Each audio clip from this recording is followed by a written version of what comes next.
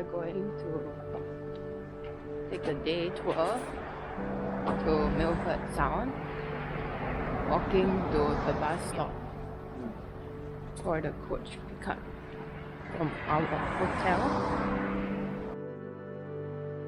We're still waiting for our bus.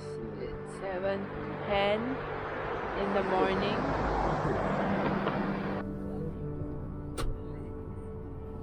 We are on the bus.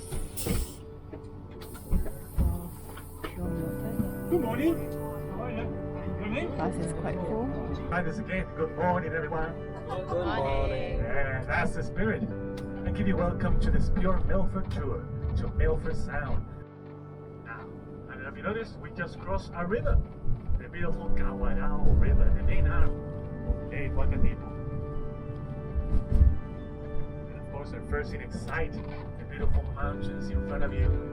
The remarkable mountain, formerly known as the Kawarau Mountains. Yeah, you might notice a lot of things in the region were named Kawarau.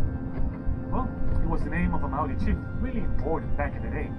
So a lot of things were named in his honor. This chain of mountains were no exception. Later, of course, we named it Remarkables. And why is that? Well, if you look at it from up high, from an airplane or an helicopter, you will notice that this chain of mountains is practically drawn from north to south in a straight line. A rather remarkable characteristic, hence the name. Now, the highest point of the chain of mountains is around 2,420 meters tall, located in what we call the double cone. And if you like winter sport, you've probably heard of the double cone, home of the remarkable ski fields. One of two ski fields of Queenstown. The other is called Coronel Peak. It is the lowest in altitude. Now, I don't know if you noticed, but we are currently in autumn. The winter season hasn't started yet. But if you like snow or skiing, you can book in one of these two ski fields starting in June. There are two other ski fields in this region. They're really close to Monaco, to be honest. One is Cartrona ski fields, and the other is called the Travel Cone. But we're going to try to make this interesting and fun for everyone. It's going to be 2 hours straight driving to Danau. In Danau, we're going to have a break and the last of our pickups. And then heading straight to the Fjorden National Park, around 2.5 hour driving until we reach beautiful Milford Sound. Now, Lake Wakatipu is so big that it has a tide. Yep, just like the ocean.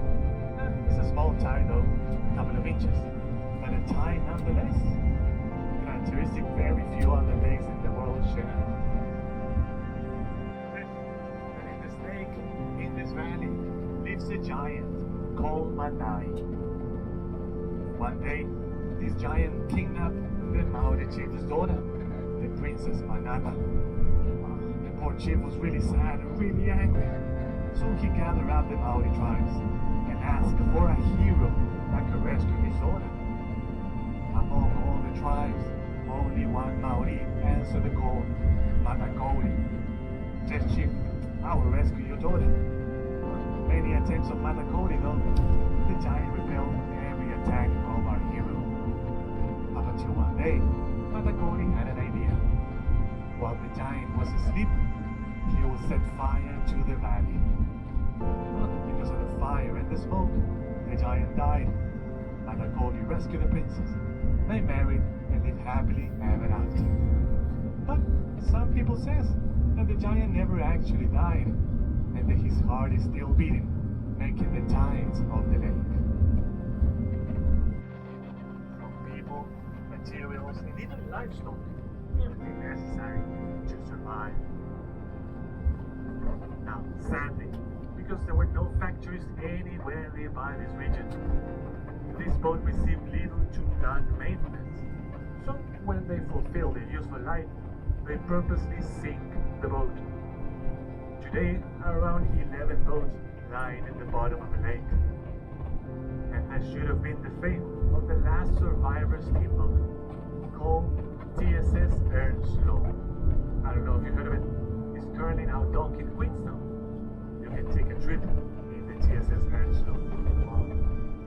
Queenstown to Walter Peak in a beautiful functional steamboat. But how can only this boat survive his fate? Well, back in 1920, when the TSS Earnshaw fulfilled their useful life, they were going to sink. But a tourism company knew better, so it rented. For 1 year, they wanted to try the tourism on the lake. Well, after this year, the profits were so high that they actually bought the boat, gave it proper maintenance, and built a second deck. And with this, the tourism of Lake Wakatipu was born, thanks to the tourism company and of course the TSS Earnshaw. Because of this windy road up and down the mountain, it resembled the way to hell. It's a rather colorful name, but it works for tourism.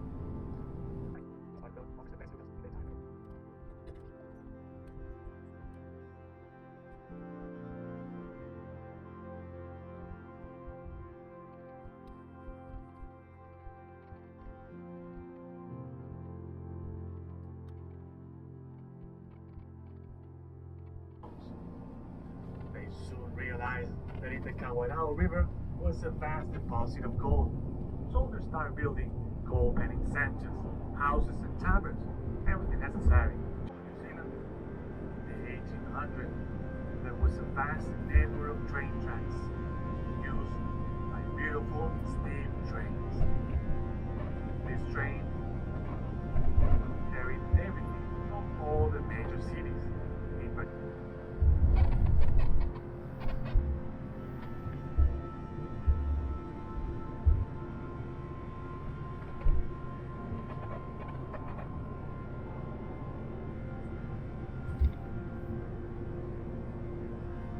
Okay, rise and shine, we have arrived at Now.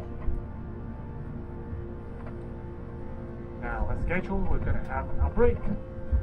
Now, welcome to Now. Beautiful touristic city.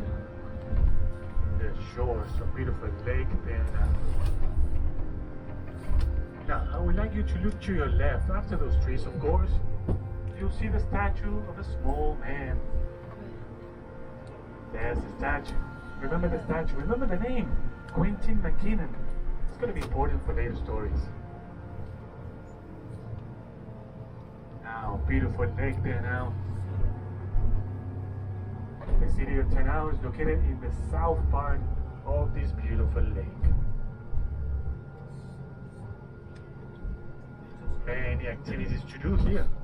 Like for example, grab a boat that will take you to the other side of the lake and visit the cavern of the glowworms. Beautiful thing to do. There is another cavern of glowworms here in New Zealand.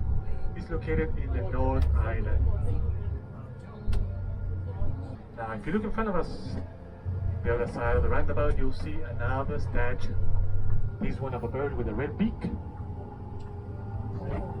And this bird is called Takahe. No, not to worry, it's not a real life-size statue. No, it's one of the many flightless birds of New Zealand. Okay guys, we have arrived. The entrance to the coffee shop is to your right. The toilets are inside. We got coffee at this restaurant in Te Anau, 10 a.m. I'm going to see the gift shop. Yeah.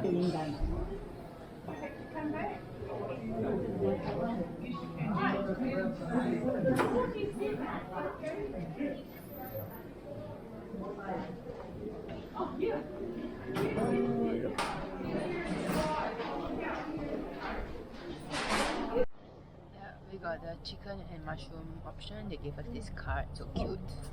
Now, probably the most well-known characteristic of the Milford Road is the tunnel, the famous Homer Tunnel. It is, of course, a tunnel that goes through the mountain. It was an idea, a concept by William Homer. William Homer was one of the first Europeans that arrived to this region, and he discovered the saddle. We're going to see the saddle in our journey. And he envisioned the tunnel. It was the thinnest part of the mountain. Sadly, William Homer never gets to see his idea fulfilled. Died many years before that. But we honor his idea and his vision by naming the tunnel over time.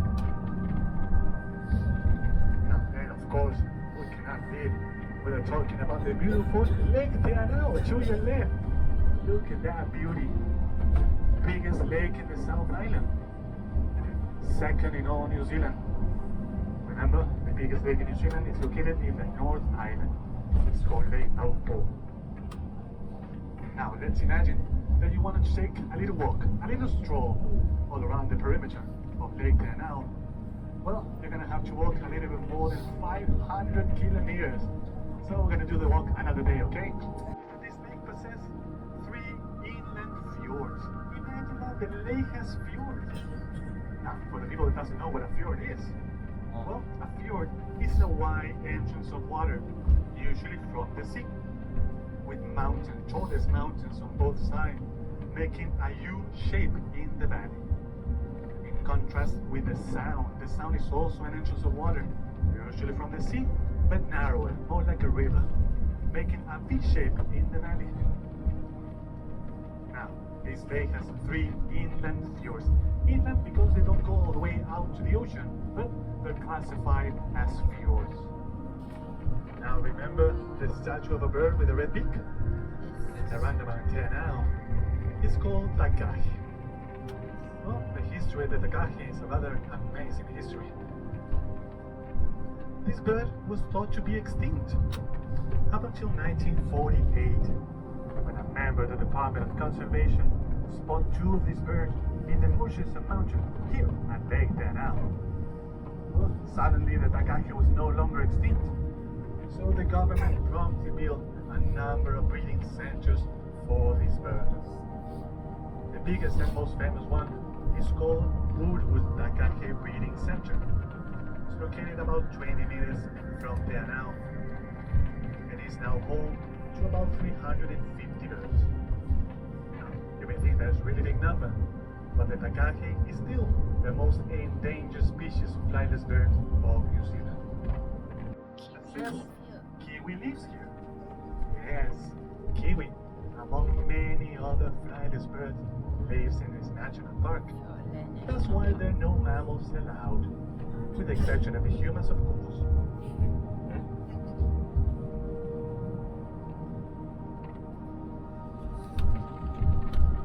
Now, the Fiordland National Park is the biggest national park of all New Zealand. 12,600 square kilometers, or 4,850 square miles, comprising around 11% of the total area of the South Island. Just like the name suggested, it's comprised of fjords, 14 of them, all in the west coast of the national park. Milford Sound and Gallagher Sound are included. They're called sound, but they're actually fjords. Milford Sound is the northernmost of them all. We are at Eglinton Valley. This is the photo stop. So many people are here taking photos. At the Mirror Lakes, it's a 5 minutes mini trek, hike, walk, one way. Hey, you can see Kia down to the Mirror Lakes and then up the other side. This is the Mirror Lake, so you can see the reflection of the mountain in the water when it's But the still. duck is missing in the water. It's drowning again. The duck is hunting for fish. And it's so crowded. Look at the amount of people here. Get the fuck out, Top. Can we not shoot them like they do everything else in New Zealand? Unfortunately not.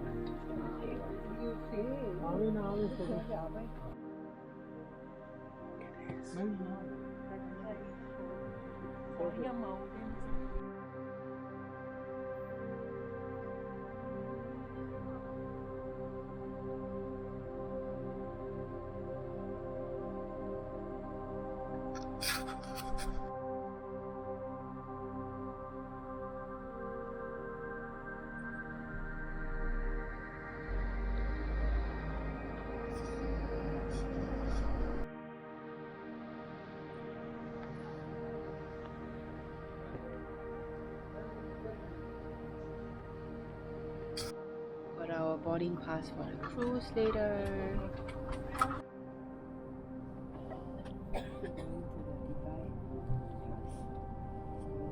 Now, I'll give you the beautiful Holy Fort Valley. Look at that. Extremely green, extremely thick because of the actions of the rain.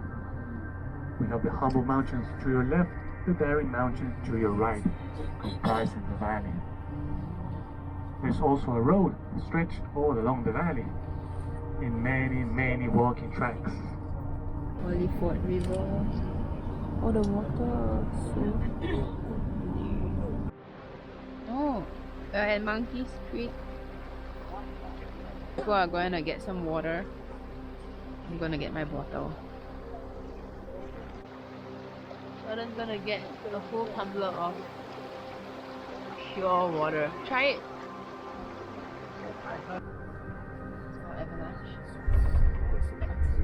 Now I give you welcome to the Homer Tunnel.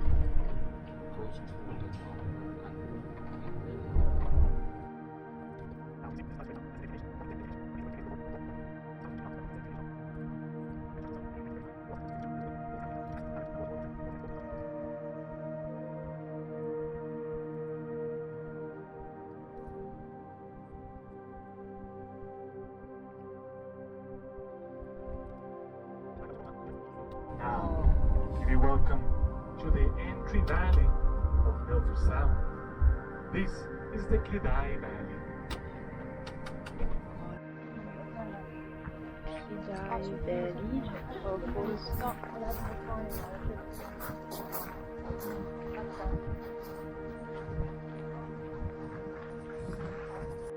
Here, berth number 5. Our cruise is there. This boat for our 2-hour cruise. The name of the boat is Pure Milford. No, the name is not. The name is at the side. This is the company. The company is Pure Milford. And is at 101. This boat is like so packed. This boat is 2-hour over cruise 19. to Mitre Peak or out into Milford Sound.